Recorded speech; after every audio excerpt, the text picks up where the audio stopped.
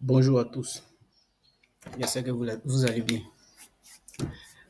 On va essayer d'actualiser l'analyse sur BTC pour voir nous sommes à quel niveau. Vous qui suivez les vidéos que je fais, je pense bien que vous avez déjà une idée de ce que j'avais avancé dans la vidéo. Ici, nous sommes sur l'unité de temps mois. C'est-à-dire ici, une bougie fait un mois. Bon, là, on constate que BTC est à la hausse. Donc, on va aller sur, comme je vous avais dit, ici, c'est une convergence de tendance, notre priorité. Il faudrait qu'on ait une convergence de tendance pour se rassurer que le prix ira dans cette direction. Il peut arriver que vous ayez une divergence de tendance, ça veut dire sur plusieurs unités de temps, je peux dire différents parce que tu peux voir peut-être que l'unité de temps hebdomadaire est en baisse et puis l'unité de temps daily est à la hausse. Tu vois que il y a une divergence. Dans ce sens, tu ne sais pas quelle unité de temps va agir. C'est difficile de trader. Donc, ici, on cherche une convergence. Donc, on va d'abord, ici, quand on regarde l'unité de temps mois, nous sommes dans une structure haussière. Donc, on va sur l'unité de temps semaine. Ouais, semaine, nous sommes aussi dans une structure haussière. Ok, je vois que les deux convergent dans le même sens. Si vous vous rappelez, la dernière vidéo, vous avez dit la zone qui doit bloquer notre prix pour que nous puissions repartir encore à la hausse, c'est cette zone. Voyez, cette zone, c'est la zone de, on peut dire comme ça, la zone de weekly. Il y a des bougies de semaine, c'est sa zone. Comme vous avez dit, le prix doit rester dans cette zone avant de passer. On peut rester là où on est et puis repartir, comme revenir ici et puis repartir. Bon, dans l'ancienne vidéo, j'avais essayé de détailler comme ça. Donc, ceux qui n'ont pas vu l'ancienne vidéo, vous pouvez vous référer, ça est sur la chaîne, vous pouvez vous référer à l'ancienne vidéo, puis vous aurez une idée claire. Vous voyez. Donc, ici, quand on regarde l'unité de temps, semaine, on constate que nous sommes dans une structure haussière aussi. Et la zone qui doit rejeter notre prix, le prix est déjà revenu dans cette zone.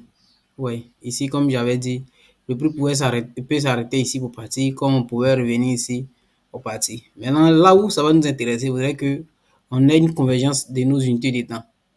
On a une convergence de nos unités de temps. Donc, on va vérifier. Est-ce que ce que le prix a fait actuellement nous donne une convergence de nos unités de temps? Si oui, c'est qu'on va chercher à faire nos entrées, car le prix va aller chercher un niveau plus haut. Ici, quand on constate que nous sommes dans la zone. Maintenant, la structure de l'unité de temps mois est à la hausse, l'unité de temps hebdomadaire est à la hausse aussi. Donc, on va vérifier si l'unité de temps daily aussi est à la hausse. OK. Daily, on était rentré dans une structure baissière, c'est ce que je rappelle. Je vais essayer de zoomer un peu. On était rentré dans une structure baissière, donc on va voir. Parce que le prix avait fait une impulsion baissière d'ici à ici. Et après ça, on a eu une correction légère, une légère correction. Et après cette légère correction, vous avez vu, le prix a fait un niveau plus bas. Vous voyez. Après, on a eu une correction aussi, jusque-là. Après ça, on a eu une impulsion baissière encore pour créer un nouveau plus bas. Après, on a eu une correction ici. Et on a eu une nouvelle impulsion encore plus bas. Qu'est-ce qu'on constate? On constate que, étant dans cette zone, les pics étaient de plus en plus bas. Bon, ceux qui vous suivez un peu mes vidéos sur la chaîne, vous verrez un peu. Oui, il y avait un pic ici. Je vais mettre ça en rouge pour que vous puissiez bien voir. Il y avait un pic là.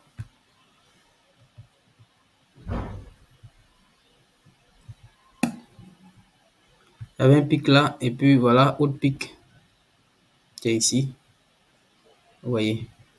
Les pics étaient de plus en plus bas. Ce qui nous démontrait que nous sommes dans une structure baissière. Vous voyez.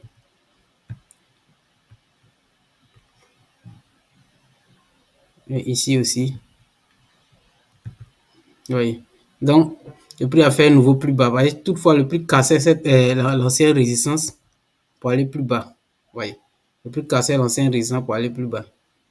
Donc, Ici, logiquement, le prix devait s'arrêter dans cette zone. Le prix devait s'arrêter pour que la tendance puisse se poursuivre. Le prix devait s'arrêter dans cette zone et puis faire une nouvelle baisse. C'est-à-dire s'arrêter là et puis on faisait une nouvelle baisse. Mais qu'est-ce qu'on constate? On constate que le prix a cassé l'ancien plus haut en daily. Un instant. OK.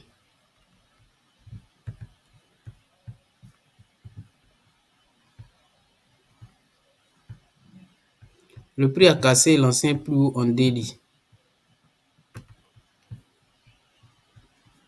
Voilà ça.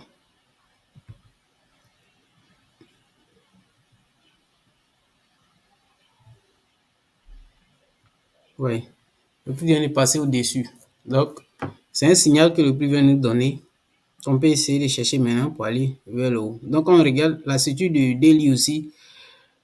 Elle vient de rentrer à la hausse. La structure du daily aussi vient de rentrer à la hausse. Donc, on va vérifier est-ce que H4 aussi est à la hausse. Comme je vous ai dit, ici, c'est une divergence des tendances qu'on cherche. Il y a une convergence plutôt des tendances qu'on cherche sur les unités de temps.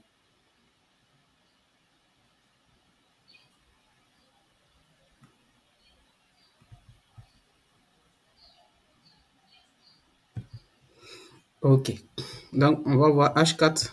Et H4 aussi. Je peux dire c'est l'unité de temps aussi qui est supérieure. Oui, quand on regarde H4 aussi est dans une structure haussière. On va changer de tendance, H4 aussi est dans une structure haussière. Donc, à partir de cet instant, on va chercher les niveaux sur lesquels le prix peut agir pour qu'on parte à la hausse. Vous voyez. Donc, ici, les deux niveaux que je vois, on peut essayer de faire nos entrées en H4. Vous voyez. Le prix peut revenir, ça, le prix peut s'arrêter là où il est pour partir directement à la hausse. Comme le prix peut revenir sur cette zone avant qu'on ne parte à la hausse. Donc, soit par exemple, on peut avoir un truc de ce genre. Le prix va revenir se positionner vers cette zone ici. C'est cette zone, c'est la dernière zone qui peut bloquer le H4. Vous voyez, le prix peut venir se positionner dessus et puis on part à la hausse. Comme le prix peut s'arrêter sur la ligne de coût. La ligne de coût aussi. Ok, oui, on peut avoir un truc de ce genre.